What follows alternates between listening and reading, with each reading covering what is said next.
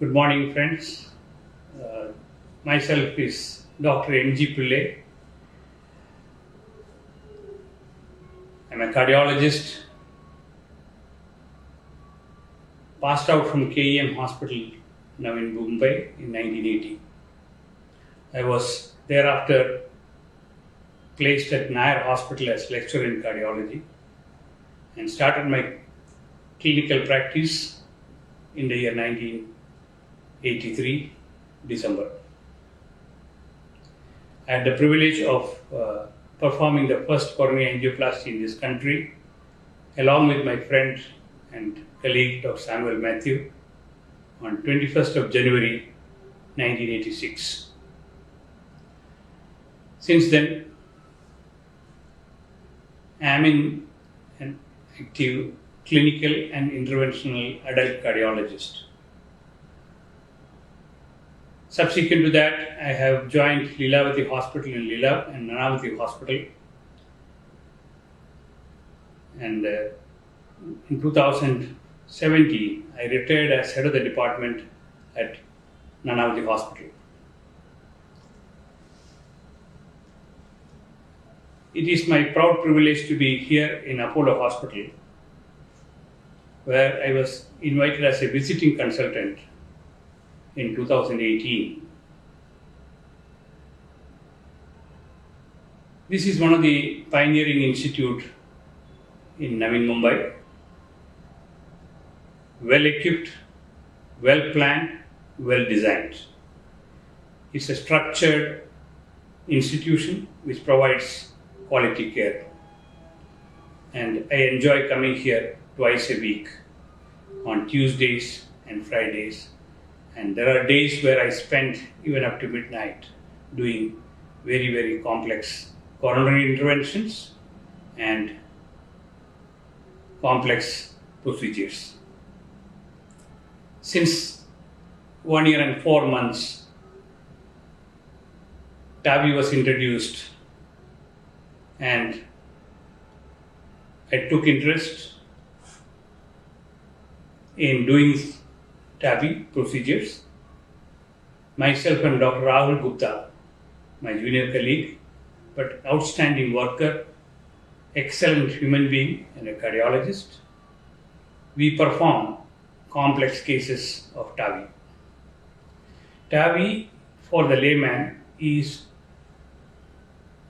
replacement of the aortic valve or a damaged aortic valve with a mechanical valve, which could be delivered from the femoral artery through the abdominal aorta, descending aorta, the arch of the aorta, and then precisely placing the valve across our old aortic valve. It could be either balloon expandable or self-expandable valves. We have been conversant with both balloon expandable, that is Edward Life Science valve, as well as Medtronic, it is a self-expanding nitinol valve,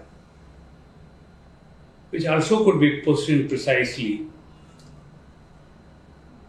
And we have currently done about 26 valves. Probably in the city of Bombay, Apollo Hospital, and my additional contribution at Lilavati has the highest number of TAVIs done. But this number, compared to cities like Chennai, Jaipur, Delhi, is less.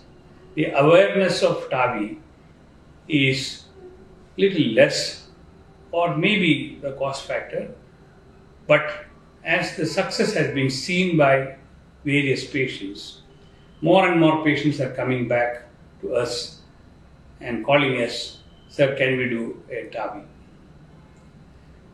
This is a simpler procedure without any cardiac heart-lung machines, a procedure which could be done and the patient can go home on the third day or fourth day. It is normally done under controlled anesthesia or sedation conscious sedation, depending upon the general condition of the patient. For undergoing a TAVI, there are some prerequisites which has to be clearly followed, that the patient is suitable, eligible, and will benefit a TAVI procedure.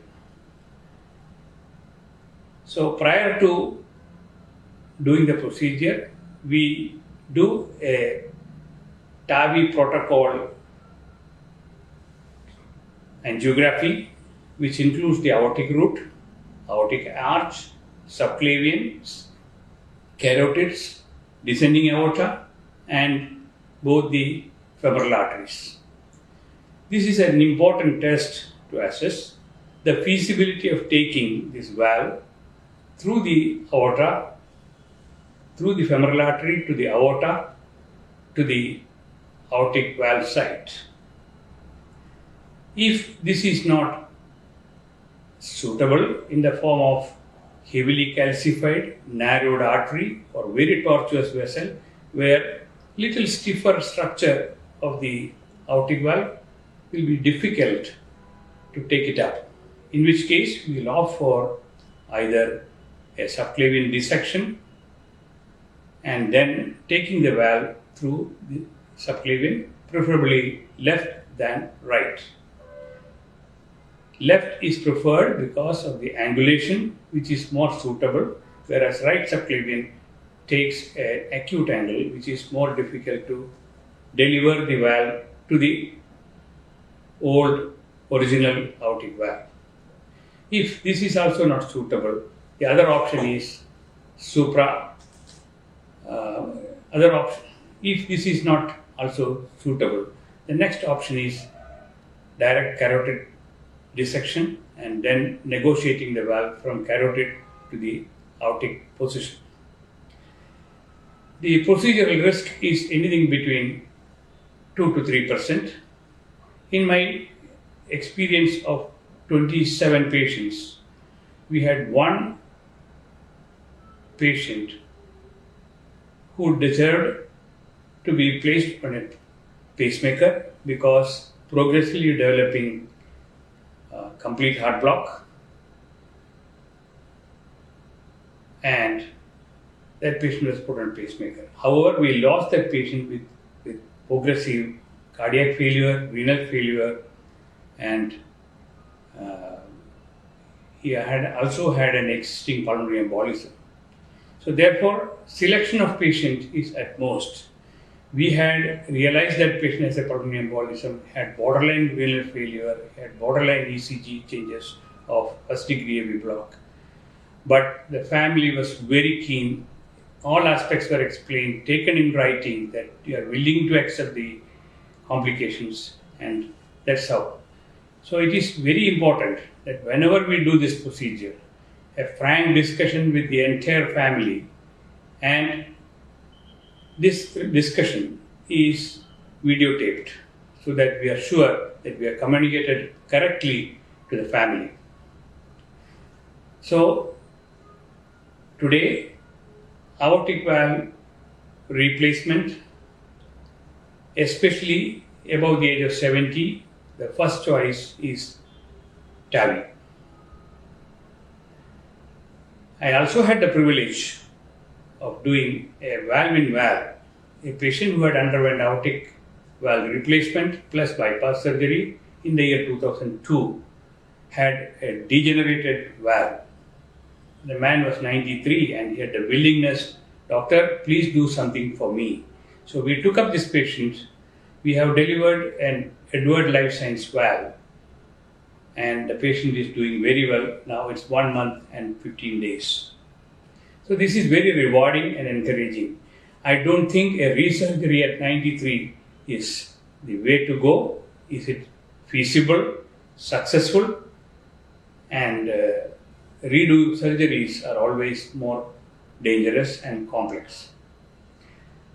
Having done that, we are now performed 2 valve-in-valve at Apollo Hospital in the mitral position. Mitral valve has been more difficult to handle But with the advent of balloon mitral commissurotomy, the technique of entering the LA to RA to LA to LV has become more easy for all of us. And now we have ventured into replacing balloon expandable valves at the mitral position, a valve in valve, thereby avoiding a resurgery which carries a mortality rate of something around 5 to 10%. Our experience on valve in valve on the mitral position is very limited. And we have tremendous support from the hospital management in doing these patients, especially in the beginning, to those people who have limited financial support. I thank Apollo Hospital for allowing me to be here and take up this program for the benefit of the people at large. Thank you.